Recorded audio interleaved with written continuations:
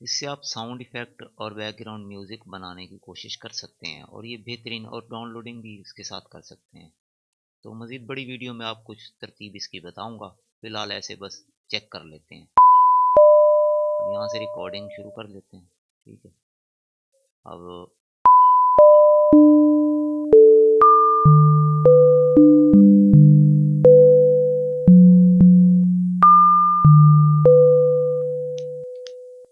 यहाँ से स्टॉप कर लेते हैं, उसके बाद यहाँ से हम प्ले भी करके देख सकते हैं लाइव इसको, और यहाँ से फाइल डाउनलोड भी हो चुकी है। ठीक है दोस्तों, बड़ी वीडियो पे आए मज़ीद इसका मैं आपको तजर्बा दूंगा और ये फाइल डाउनलोड हो चुकी है।